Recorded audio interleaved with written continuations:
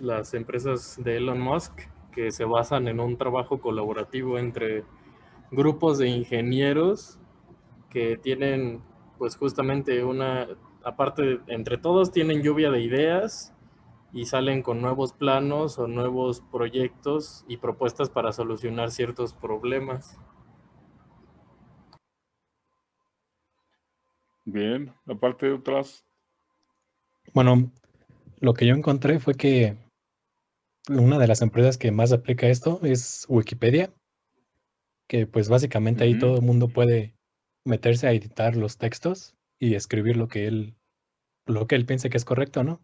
Entonces así se van formando como los artículos que están ahí en Wikipedia y pues ya todos colaboran para ir mejorando o corrigiendo lo que tiene mal ese artículo.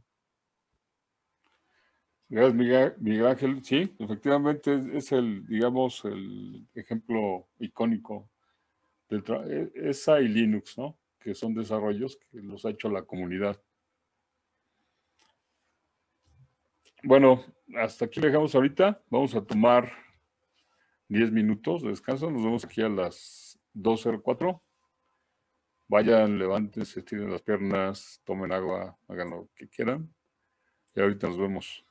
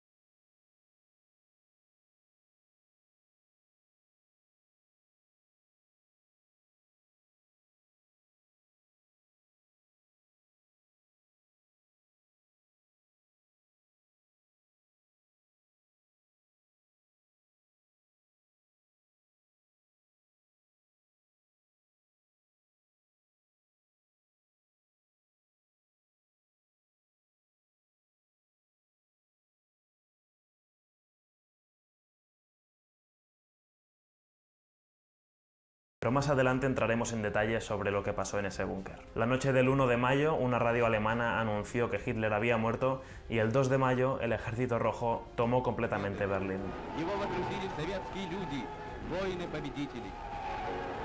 Sin embargo, el cuerpo de Hitler no aparecía, y eso dio pie a múltiples versiones sobre las últimas horas del líder nazi. De hecho, en junio del 45, 2 meses después, las autoridades soviéticas dijeron que no habían podido encontrar los restos de Hitler, y no solo eso, insinuaron que podría seguir con vida. Ese mismo verano empezaron a circular informaciones muy dispares según las cuales se había visto al líder nazi en distintas partes del mundo. Realmente había muerto, según las cuales con vida se había la maniobra de la muerte nazi en distintas partes del mundo. ¿Realmente había muerto el Führer o era otra maniobra de la muy eficaz propaganda nazi?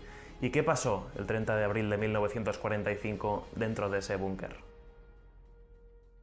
La gran mayoría de historiadores coinciden en esto. Adolf Hitler y Eva Braun se suicidaron en su búnker pocas horas antes de que la ciudad cayera en manos de las tropas soviéticas. Y antes de morir, el líder nazi ordenó que sus restos fueran quemados. Se dice que porque no quería convertirse en un trofeo de guerra para sus odiados comunistas. Pero su cuerpo no fue completamente destruido, y los alemanes enterraron los restos que resistieron a las llamas en un lugar cerca del búnker. Aunque lo negaron durante muchos años, los servicios secretos soviéticos sí encontraron esos restos a los pocos días de la caída de Berlín, concretamente en un hueco abierto por una bomba. Y entre esos restos había algo que les llamó la atención, una mandíbula. Así que mandaron parte de esa dentadura a Moscú para que la identificasen y llegaron a una conclusión. Efectivamente, aquellos eran los dientes de Hitler. Es decir, todo indica que los soviéticos sí sabían que Hitler había muerto. Lo que las investigaciones en los años siguientes no consiguieron esclarecer definitivamente era cómo había muerto Hitler. Algunas versiones dicen que se envenenó con cianuro y otras que se pegó un tiro en la cabeza. En cualquier caso, lo que alimenta las teorías conspirativas sobre la muerte de Hitler es que no hubo un cadáver, o por lo menos no públicamente. Entonces, ¿qué pasó realmente con los restos de Hitler? Bueno, después de la caída de la Unión Soviética, casi 50 años después de la muerte del Führer, Rusia reconoció que había guardado parte de sus supuestos restos. Pero durante años Rusia se negó a que esos supuestos restos pudieran ser sometidos a un análisis definitivo. En 2009, la policía secreta rusa dijo que los supuestos restos de Hitler habían sido incinerados en el 70. Y que las cenizas habían sido lanzadas a un río de la Alemania del Este. Pero por si le faltaba intriga a esta historia, Rusia no se deshizo de todos los restos. Conservó la dentadura y una parte del cráneo. En 2018, un equipo de forenses franceses pudo analizar los restos y llegó a la conclusión incuestionable, según ellos, de que aquella dentadura era efectivamente la de Adolf Hitler. Antes contamos que los soviéticos alimentaron las sospechas de que Hitler podía estar vivo, pese a que ellos sabían que estaba muerto. ¿Por qué lo hicieron? Bueno, según varios historiadores, fue una estrategia, una maniobra de Stalin para debilitar a sus oponentes políticos occidentales. Pensad que estamos en un contexto de Guerra Fría, así que Stalin insinuó que Estados Unidos y los británicos podían haber asistido a Hitler para debilitar a sus rivales. Si te ha gustado este vídeo, ya sabes, dale a like, suscríbete para no perderte los siguientes y dinos en los comentarios qué te gustaría ver en este canal. Nos vemos en el próximo.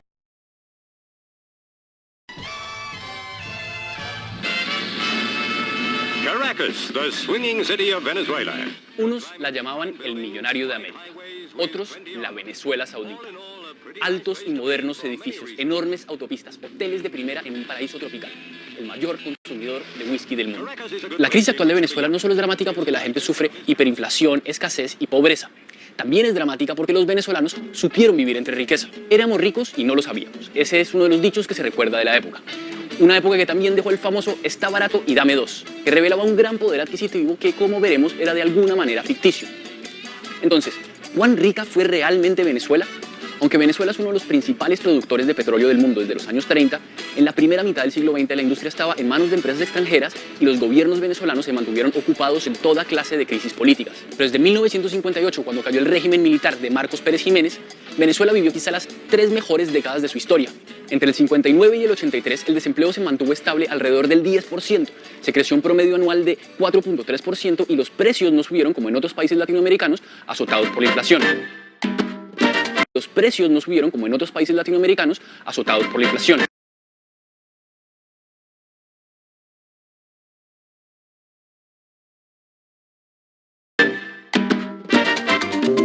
La moneda local, el bolívar, era estable y permitía a los venezolanos salir del país, casi siempre con destino a Miami, para gozar de las últimas tendencias del consumo global. Entre el 60 y el 80, el poder adquisitivo de los venezolanos estuvo muy por encima del de los latinoamericanos. El gobierno militar pérez-jimenista estuvo marcado por las violaciones a los derechos humanos, las torturas y los encarcelamientos arbitrarios de los disidentes. Pero hoy muchos recuerdan la gran capacidad de gestión del militar. Durante su gobierno se construyeron, por ejemplo, carreteras que para ese entonces eran únicas en la región, como la autopista entre las montañas que conecta a Caracas con la costa del Caribe.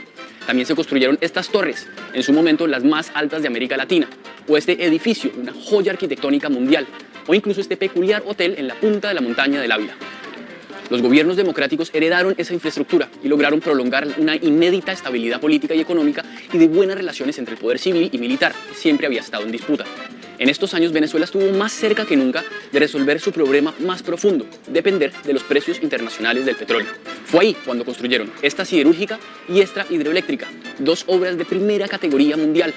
El embargo de países petroleros de la OPEP y la guerra de Yom Kippur en Medio Oriente dispararon los precios del crudo en el mismo momento en que el presidente Carlos Andrés Pérez nacionalizó la industria de los hidrocarburos.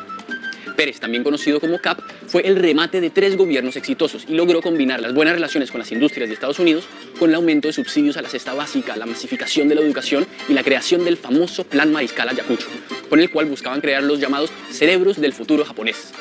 Ahí fue cuando construyeron estos edificios, en su momento los más altos de América Latina, o este teatro, hoy segundo centro cultural más grande de la región, y se fundaron editoriales, centros artísticos y museos de primer orden.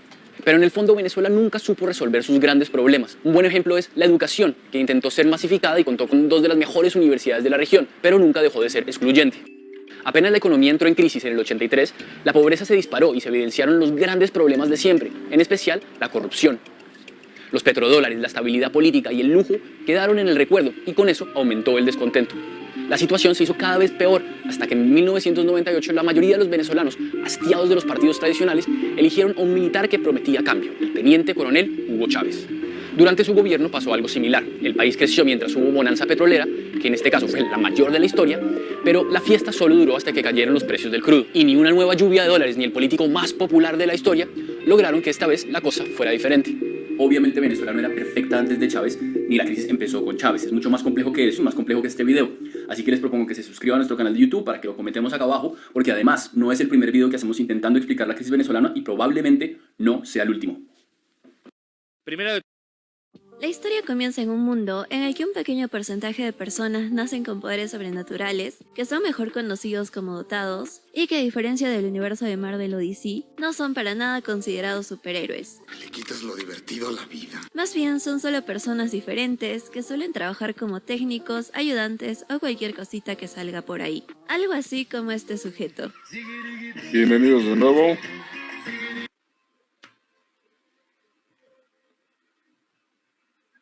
¿Están ahí? Sí, profe, aquí andamos. Sí. Ok, a ver. Del Valle Tenorio, ¿está?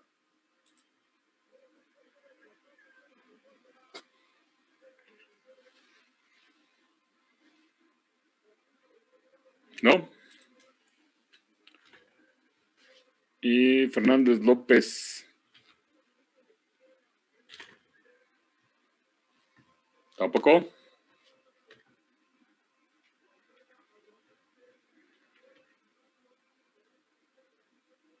Bueno, a ver, ¿quién de ustedes le puede recordar a sus compañeros nuevos cuál es el objetivo del curso?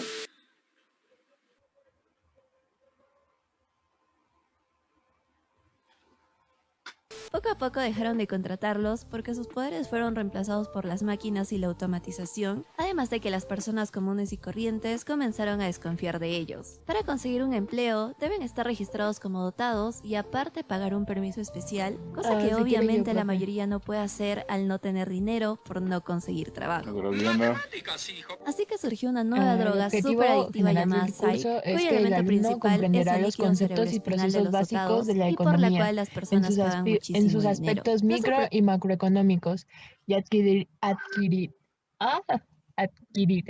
elementos de juicio para el conocimiento y el análisis que tiene poderes eléctricos de y que papel está del de buscar Estado un empleo en la estable, instrumentación de pero que políticas por ahora para mantenerse, económicas. se la pasa trabajando Asimismo, clandestinamente valorará con las otros dotados. características de desarrollo económico actual en México y sus perspectivas de evolución en el contexto de los retos económicos Además de tiene una nuestros madre enferma tiempos. debido a un tumor, que al parecer también tiene poderes y que tiene un Muchas pequeño empleo gracias, en un supermercado. Adriana. Uno de esos días, hay Bueno, una y esto intervención viene, policial en su trabajo obviamente, en en la el que temario detectan de que la ninguno asignatura. tenía permiso, y peor aún, en la que uno de Entonces, ellos ustedes es aprenderán los asesinado al conceptos tratar y de procesos escapar por básicos de unos la robots economía creados especialmente para estos en sus casos. aspectos Esos micro mismos y robots macro. son usados para intervenir sitios clandestinos como Y este, donde se adquirirá encargan de elementos atrapar de juicio traficantes de Psych y lidiar con aquellos que tienen para poderes.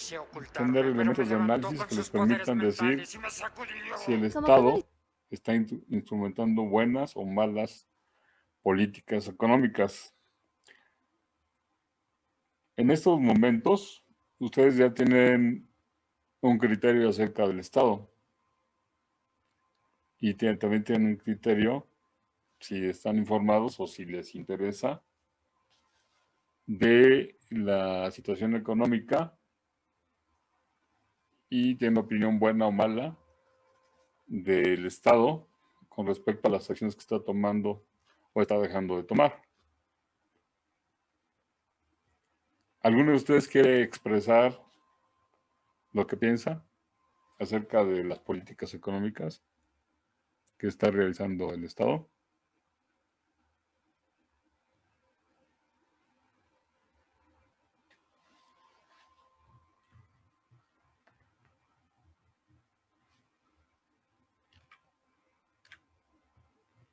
¿No?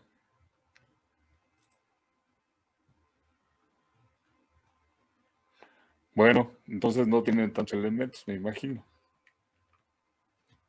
Vamos a seguir con los objetivos más puntuales, el objetivo general. Pero para llegar a este objetivo, pues necesitamos objetivos o metas intermedias. ¿Quién de ustedes me quiere ayudar a leer los objetivos puntuales? A ver, permítame.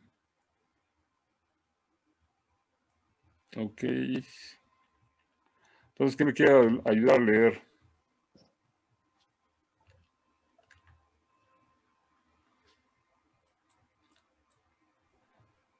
No se amontonen, ¿eh? ¿Pero de qué, Yo, profe? profe, si quiere. Yo le puedo ayudar, profe. Ok, gracias. Bueno, quedamos que levantando la mano, el primero que lo levante.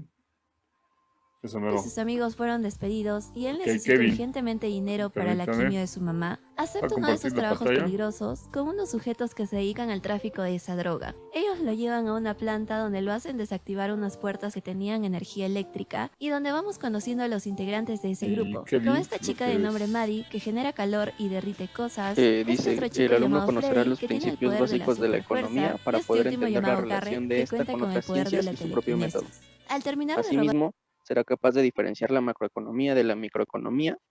Por unos último, barriles, identificará William las principales corrientes de pensamiento teórico sobre la ciencia económica y sus efectos sobre las diferentes políticas económicas realizadas por el Estado.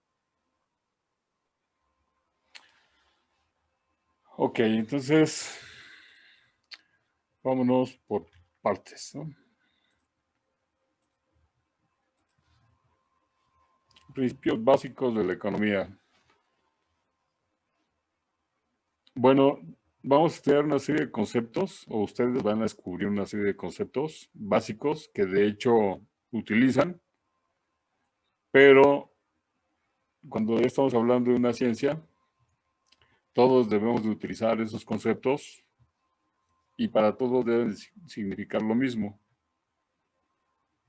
Entonces son conceptos muy fáciles, pero esos conceptos van creciendo y la jerga de términos económicos va a ir creciendo. Entonces, todos esos conceptos los tienen que ir apuntando y aparte los tienen que ir haciendo propios para que al final, cuando tengan que hacer un examen, cuando les pregunten, puedan ustedes entender, ¿no?, de lo que se está hablando cuando se está hablando de un problema económico. Diferenciar la macroeconomía de la microeconomía. En la clase de la semana pasada hablamos, bueno, algunos de ustedes, una compañera parece dio un concepto acerca de lo que estudiaba la microeconomía y la macroeconomía. Y de hecho muchas veces hago la pregunta y se queda como ahí al azar. No, ya no se contesta. Y hay personas que son proactivas, que investigan cada uno de esos conceptos. A ver quién de ustedes ya tiene bien definidos esos conceptos en su cuaderno, en su tarea, o se investigaron. ¿Qué es la microeconomía?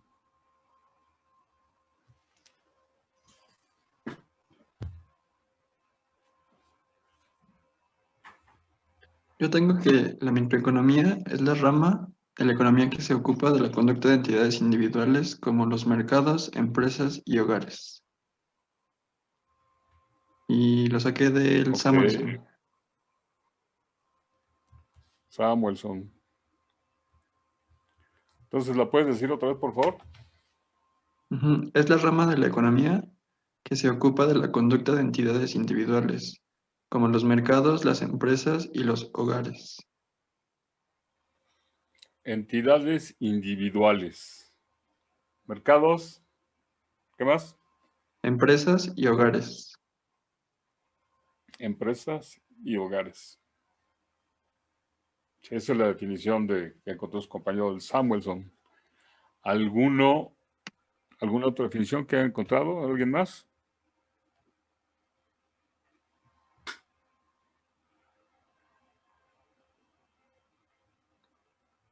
¿No? Bueno. A ver, Francisco. Yo encontré que dentro del estudio de la microeconomía se encuentra el estudio de los dos agentes primordiales, que es la familia y empresa o industria.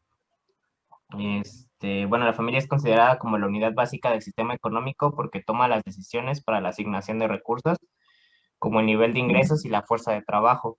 La industria es la unidad económica que produce bienes y servicios con base en los insumos, trabajo, capital y demás. Ok, Alfaro. Bueno, entonces, pero hay familias diferentes, ¿no? Hay familias que de un solo individuo, que nos puede llamar familia, pero entonces también se dice individuos o familias. Hay familias normales, y más bien típicas, que ahora son papá, mamá y 2 hijos, o un hijo. Hay familias de una mamá y muchos hijos, una mamá y un hijo. O sea, hay un montón. Pero como dice su compañero Alfaro, es donde se toman muchas decisiones. Y la empresa, también hay una definición de empresa. Entonces, la microeconomía estudia las unidades individuales y se entiende como individual o familias o empresas. ¿Sí? Y ahora, ¿quién estudia algo de macroeconomía?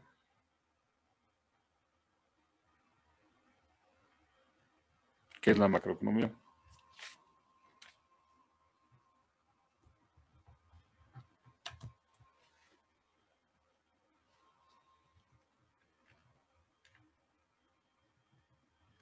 Bueno, profe, yo encontré que cuando el análisis económico se realiza a nivel agregado o de conjunto para un país y de sus relaciones con el resto del mundo, se refiere a la macroeconomía. Ajá, que también era algo que ha dicho su compañera, ¿no? Y lo que estudian ahí son los agregados macroeconómicos. ¿Qué quiere decir esto? Bueno, las decisiones que se toman, la suma de las decisiones económicas que se toman en general. Entonces, en macroeconomía estudiamos algo que ustedes seguramente ya escucharon hablar mucho tiempo, indicadores. Indicadores como cuáles, bueno, como el Producto Interno Bruto o el PIB, o como la inflación, o como la tasa de desempleo. Se estudia la economía en su conjunto. ¿De acuerdo? Pero bueno, eso lo vamos a ver hoy, o también les voy a dejar una tarea. Y esta tarea es para el miércoles. El próximo, no el que sigue. ¿Sí? Es una lectura, más bien el resumen de una lectura. Que necesito que la hagan despacio, que vayan procesando. Por eso la pido hasta desde el próximo miércoles. ¿De acuerdo? Bueno, seguimos con lo del objetivo de los conceptos básicos. Van a identificar corrientes de pensamiento teórico sobre la ciencia económica y sus efectos sobre las diferentes políticas económicas realizadas por el Estado. Bueno, también tenemos que saber qué es una política económica. Vámonos con Microeconomía ya vimos, macroeconomía más o menos. Si quieres leer el objetivo, ¿quién me estaba ayudando?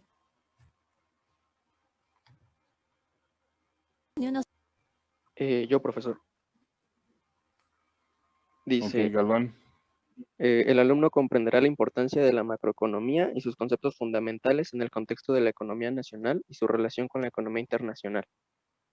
Conocerá también el propósito de los principales indicadores macroeconómicos y desarrollará capacidades para su interpretación y para el análisis de las políticas que incidan en el desarrollo y crecimiento económicos en un marco de equidad y bienestar social.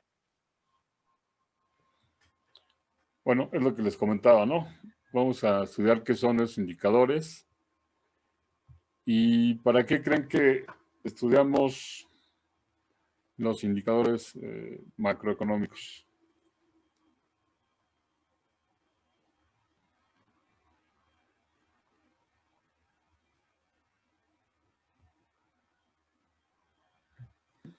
Para hacer comparaciones, tal vez, respecto a otros países o algo así. Vamos a hacer comparaciones contra otros países, pero lo principal es entendemos a la economía en general y también entendemos las decisiones que están tomando, que toma el Estado para tratar de influir sobre la economía. ¿Querías contar algo?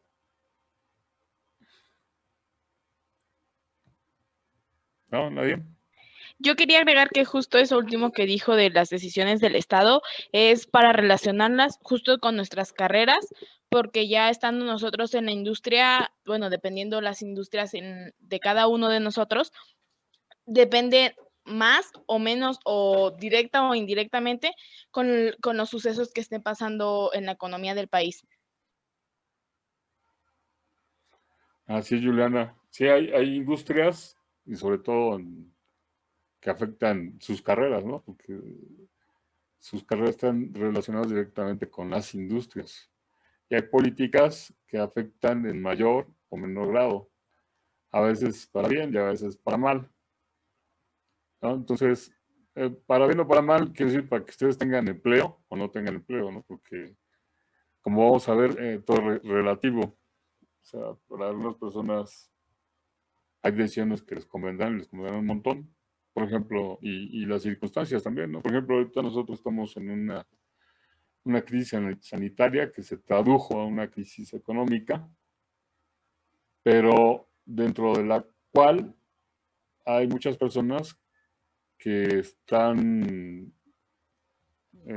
viendo disminuidas sus ingresos, pero también hay otras en las que sus ganancias están creciendo de manera estratosférica, ¿no? Entonces, para eso necesitamos, para tomar decisiones acerca de acerca del futuro y acerca del mercado o la industria donde nos estamos moviendo, ¿no? ¿Qué nos conviene más? Y de eso se trata la economía en general. Vamos a ver al ratito las definiciones de qué es economía y cómo es que está relacionada, como dijo su compañera, ¿no? con su carrera. Seguimos con políticas macroeconómicas.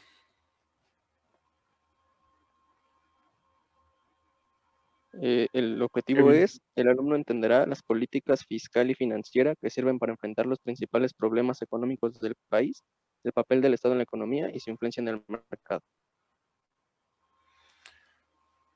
Entonces, las políticas que utiliza las instituciones del Estado para enfrentar los problemas económicos. O sea, se trata de influir sobre la economía. Entonces, el Estado echa mano de esas políticas, pero vamos a estudiar nosotros qué son, para qué sirven y cómo es que influyen en la economía. Entonces tenemos la política fiscal, la política monetaria, que tiene que ver con el contexto internacional. Cómo es que las políticas que se tomen en este país son influidas por las políticas que se tomen en Estados Unidos, por ejemplo, ¿no? Con el cual, o en Canadá, con el cual tenemos tratados de libre comercio. Y también vamos a ver qué es el sistema financiero mexicano.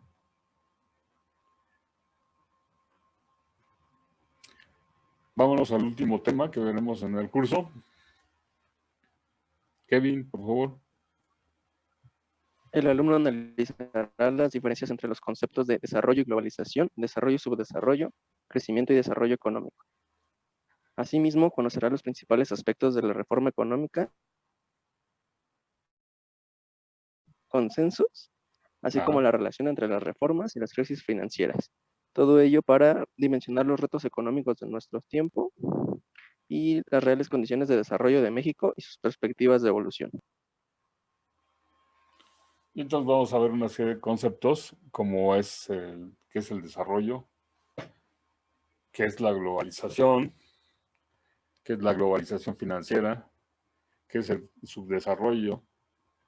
Muchas veces utilizamos el desarrollo económico como sinónimo de crecimiento económico y no es lo mismo. Vamos a ver las reformas económicas que se han hecho y el Washington Consensus y el resultado de impacto de reformas en los países de la región de Latinoamérica. Muchos de ustedes probablemente han escuchado también acerca de los países BRIC o BRICS. Son Brasil, Rusia, India y China, y algunos dicen Sudáfrica. Vamos a ver también qué es el desarrollo humano, estos retos del milenio, que se transformaron después a los objetivos de los retos del milenio son unos retos que se pusieron la mayoría de los países en el mundo al llegar al año 2000. Esos retos tuvieron una duración. Después se dieron los resultados y fueron sustituidos por otros que vamos a ver después su nombre, va a salir dentro de las noticias. Y luego tenemos la bibliografía básica de estudio Marcela Paniagua, Fundamentos de Economía. Este está en un PDF, lo pueden buscar y lo pueden descargar. Y bueno, chequen los demás y también viene aquí para qué temas nos sirven. ¿De acuerdo? Y ahora que está completo el grupo, más o menos, nos faltan 2 integrantes, 3 con la chica que faltó. Vamos a ver.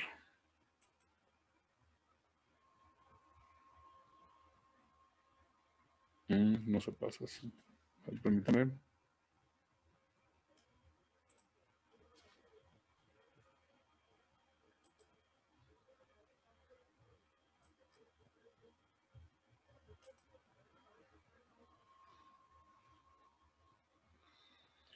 Economía. Vamos a ver diferentes, hay muchas definiciones de lo que es economía. La definición que vamos a utilizar en esta asignatura es la que sigue.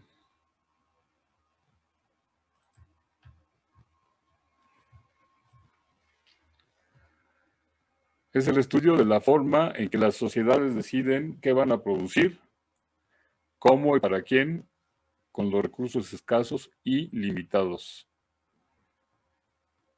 Y esta es una definición de Fisher y Dornbush en un libro que se llama Economía. Que bueno, esta edición que tengo es mucho viejita. Ya iremos por la edición 20 o 20 y tantos, ¿no? Pero bueno, esta definición no cambia. Y es la que vamos a utilizar durante el curso. Entonces nosotros tenemos una sociedad y lo que hace la economía es estudiar cómo es que qué producen, cómo producen y para quién producen con los recursos que tienen.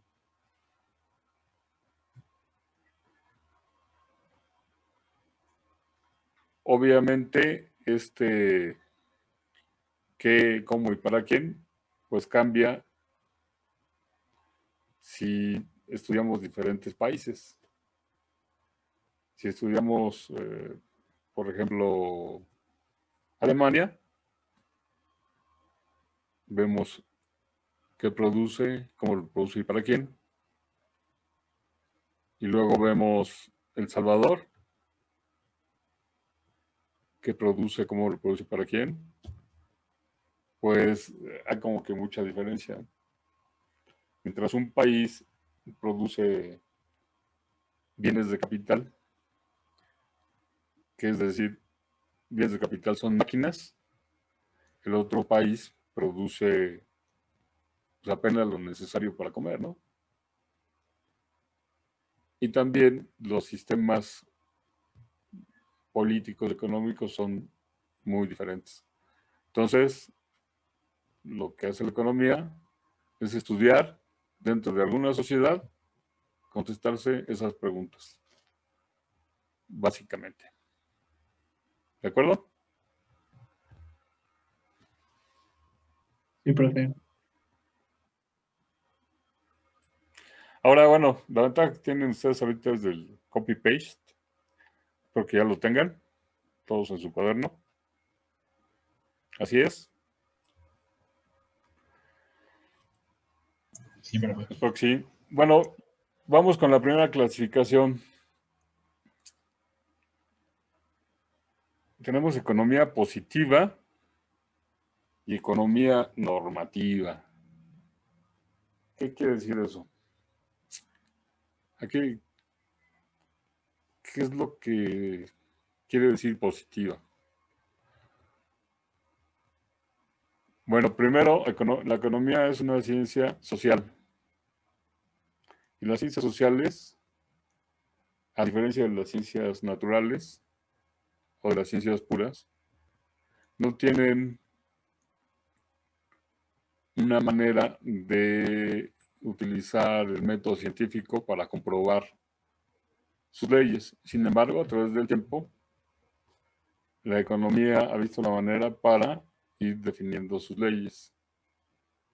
Pero como es una ciencia social, la economía está influida muchas veces por opiniones.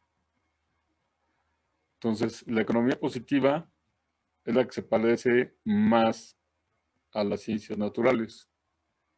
Se trata de que los juicios de valor queden fuera. Y la normativa, bueno, los juicios de valor quedan dentro. ¿Qué es lo que quiero decir? Esto se puede ver más con un ejemplo y con la definición, ¿no? La economía positiva busca explicaciones objetivas o científicas del funcionamiento de una economía.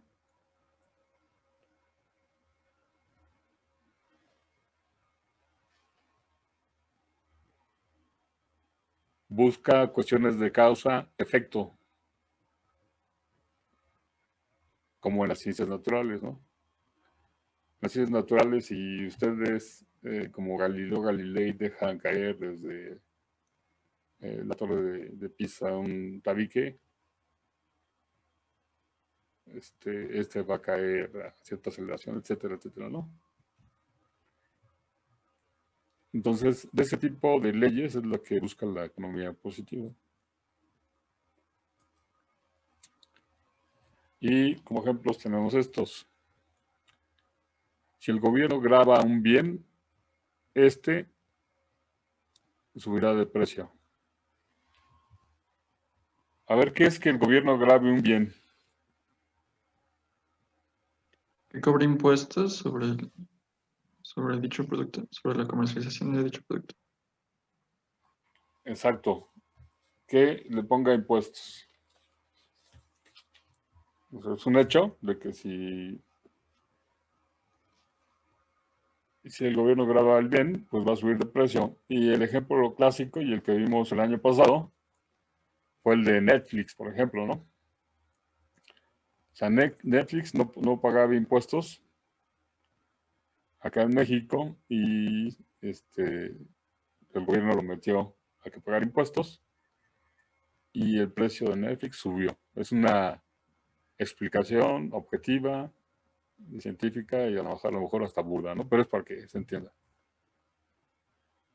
Otra expresión es, si las condiciones climatológicas son extraordinarias y la cosecha de trigo es abundante, entonces el precio del trigo bajará.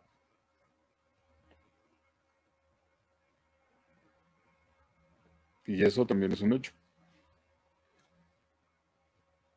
Es más, cuando hay demasiadas buenas cosechas, los productores queman las cosechas para que el precio del trigo no baje. Porque si baja demasiado, todo lo que invirtieron a producirlo, los deja sin ganancia el precio, ¿no? El precio baja tanto que toda la inversión no se recupera. Entonces, eso no les conviene a los productores. Y por lo tanto, muchas veces, y desgraciadamente, lo queman. Muchos dirían, bueno, ¿por qué no mejor se lo da a, no sé, países africanos que están pasando hambre? Y podría ser una solución, ¿no? Sin embargo, si ese, digamos, que lo mandamos a África en buques y ese trigo no llega y es consumido por los africanos y sale hacia el mercado, entonces el efecto que no se quería que tuviera, pues de todas maneras, al entrar al mercado, va a bajar el precio, ¿no? Y eso es una ley económica. ¿De acuerdo? ¿Se entiende? ¿Me estoy explicando hasta aquí? Sí, profe. Sí, profe. ¿No hay dudas? Ok. Otra ley económica es que si se pone más dinero en circulación, habrá una subida de precio. O sea, por eso los bancos de los países son independientes. Y uno de los objetivos del Banco Nacional o el banco de algún país es que mantener controlada la inflación, es que no haya inflación. Sin embargo, en algunos países como por ejemplo Venezuela, no hay tanta independencia y se les ocurre, por ejemplo, subir el salario, ¿no? Y la inflación lo vamos a estudiar, es como una bola de nieve, ¿no?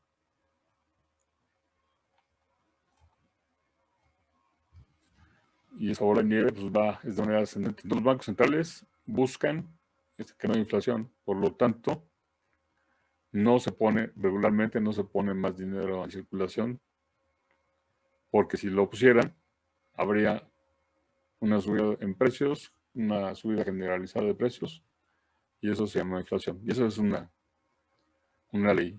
O sea, si hago esto, pasa esto, y no hay de otra. ¿De acuerdo? Y en la economía normativa,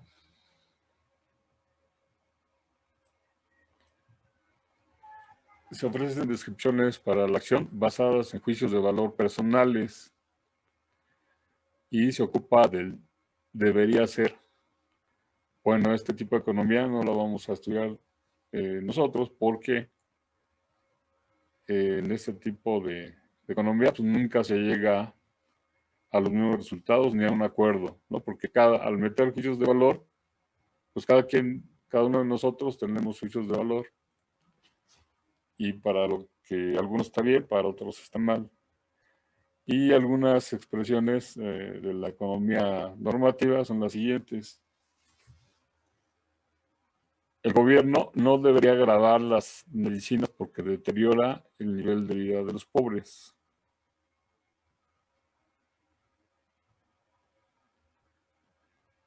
¿sí? Los pobres tienen o tenemos un ingreso restringido, ¿no? Muchas veces solo alcanza para comer y cuando te enfermas a veces no alcanza para las medicinas. Entonces, el gobierno no debería gravar las medicinas porque pues ese dinero que utilizas para comer lo utilizarías en algo sería para medicinas, ¿no? Si subes los impuestos. Pero por otro lado, si el gobierno quiere que no haya evasión de impuestos, el gobierno debería gravar todos los bienes para evitar esa evasión de impuestos.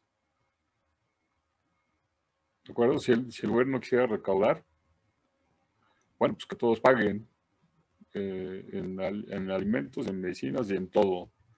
De esa manera, quien más consuma, pues más paga. Sin embargo, eso afectaría a la gente que menos tiene, ¿no? Probablemente las personas que tienen más dinero, pues a ellos no les afectaría tanto. Entonces aquí entran los juicios de valor. ¿Sí? ¿Queda claro? Entonces vamos a evitar los juicios de valor, aunque para la discusión que tengamos para practicar las habilidades que les había comentado, podemos tener alguna que otra vez discusiones en esos sentidos. ¿De acuerdo? ¿Alguna duda?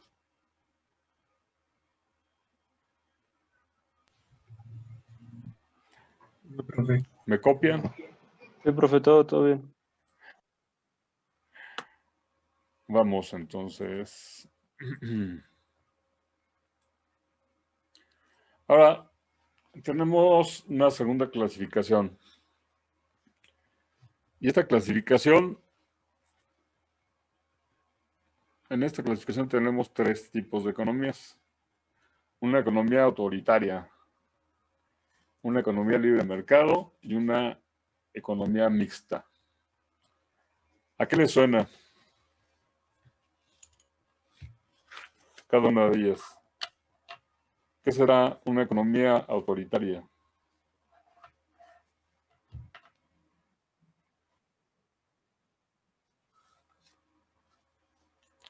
Tiene el control, pero el control total.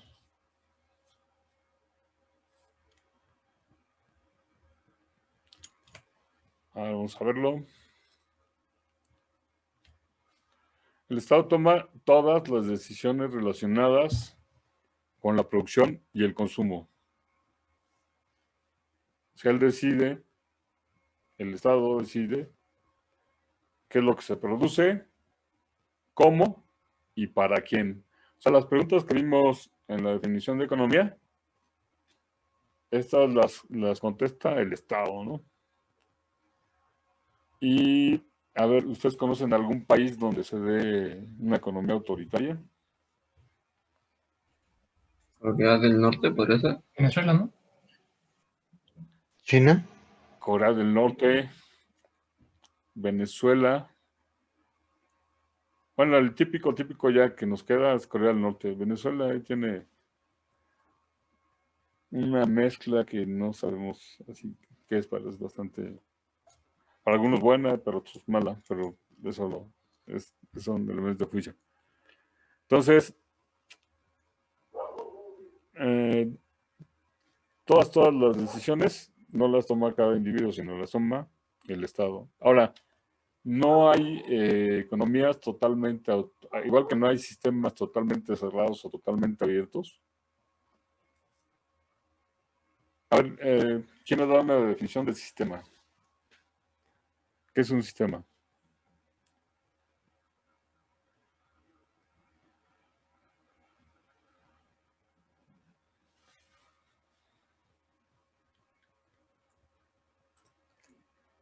A ver, ingenieros, ¿qué es un sistema?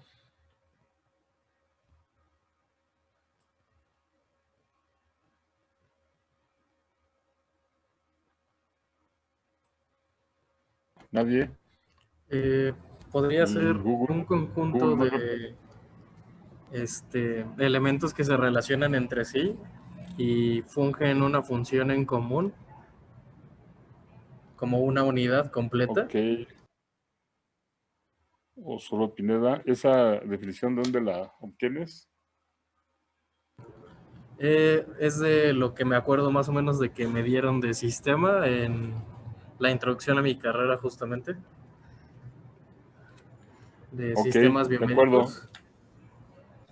Ok, es un conjunto de elementos. Gracias, Andrés. Conjunto de elementos interrelacionados entre sí, ¿no? Para la consecución de un fin, ¿no? El sistema tiene entradas y el sistema tiene salidas y puede haber o no una retroalimentación.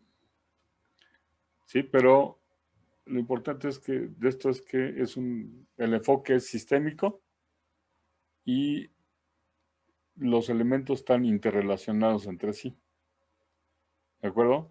Entonces, lo que vamos a estudiar nosotros es cuáles son esos elementos dentro del sistema y, como les comentaba, en las economías, los sistemas o las economías no son totalmente cerradas, o totalmente autoritarias, ni totalmente abiertas o de libre mercado. Tienen, digamos, dos elementos, ¿no? Para efectos de estudio, pues los sistemas sí los podemos clasificar como cerrados o abiertos, y si no están tan cerrados, no están tan abiertos, pues no lo tomamos en cuenta ya que no es significativo, ¿no? Ahora tenemos, en este sistema, todo lo hace el Estado, ¿no? Todo decide qué tú vas a consumir, qué te vas a poner, y qué se va a producir, dónde a lo mejor cuántas personas se utilizan para la producción de tal cosa, cuáles personas para otra cosa, etcétera. En la economía de mercado, ¿qué es lo que pasa? En la economía de libre mercado. Bueno, pues el Estado no interviene en la asignación de los recursos. Entonces, como el Estado no interviene en la asignación de los recursos, ¿quién asigna los recursos en una economía de libre mercado?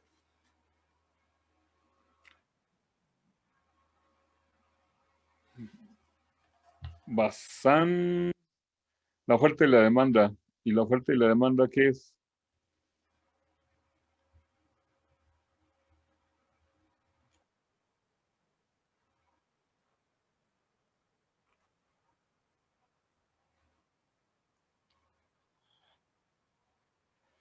Ajá.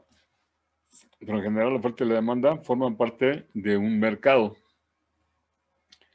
O sea, está bien, la oferta y la demanda es la que asignan los recursos. El mercado, bueno, la oferta y la demanda, a donde se reúnen es en el mercado. Y es el mercado quien decide cómo se utilizan los recursos dentro de una economía, en la economía de libre mercado. Y el Estado no interviene para nada, ¿no? Entonces, las economías, bueno, no tengo reloj. ¿Qué horas tienen? 2:47, profe. 2:47. Bueno, terminamos con esta última, la economía mixta. A ver qué tiene que hacer después de que les diga que nos vemos la próxima clase. Pues los comentarios y la opinión, ¿no? Sobre la clase, de lo que vimos.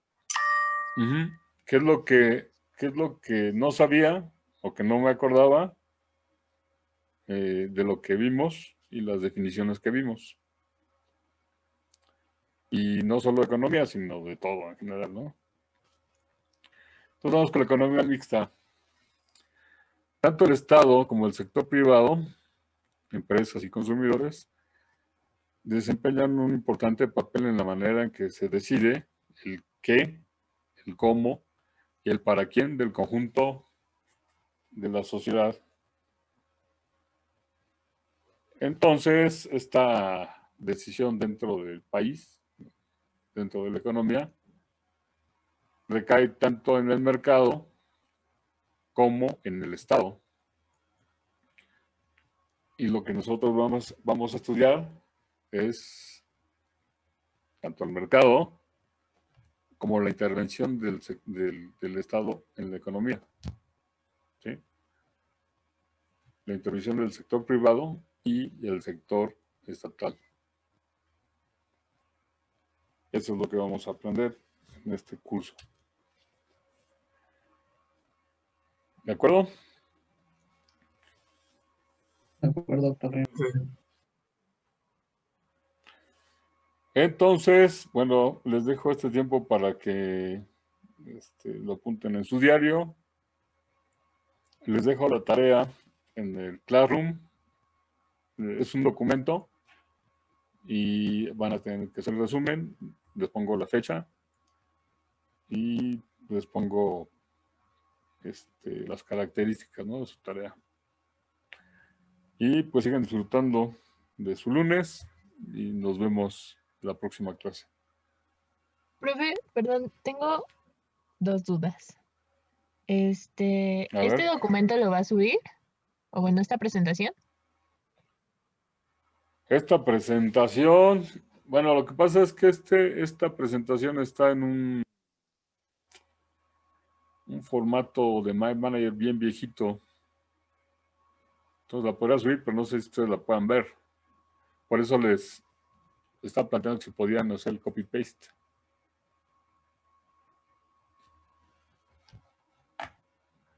Si no lo hicieron, lo repasamos la próxima clase para que lo hagan, ¿no? ¿Sí? Sí, profe, está bien.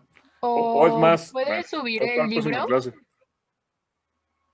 ¿El libro? No, es un libro bastante gordo. Y lo tengo en físico. Ah, ok. Bueno. Pero a ver, si quieren, a ver, vamos a ver si cabe.